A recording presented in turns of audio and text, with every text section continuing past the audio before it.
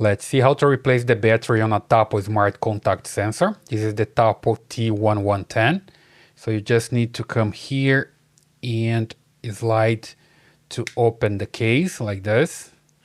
And here you see that you have a screw to open the battery compartment. Just need to use a screwdriver like this one and remove the screw from here.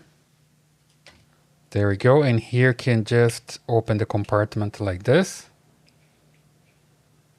And here can replace the battery. See here that I'm using a CR2032.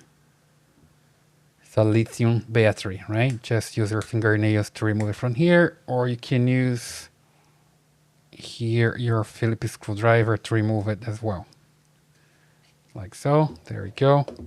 Then you get a new one and you just put it here, push it, and you're good to go. You can close the lid again and your battery will be replaced.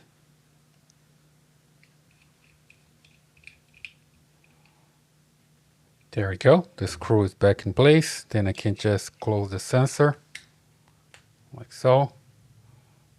And I'm good to go. So I can just come here to my Tapo app and check if it's working. Okay. So super simple. Basically, that's the way you can replace the battery on a Tapo contact sensor. This is the Tapo T110. I hope that helps. Leave your comments here, subscribe to this channel, and give me a thumbs up. See you in the next video.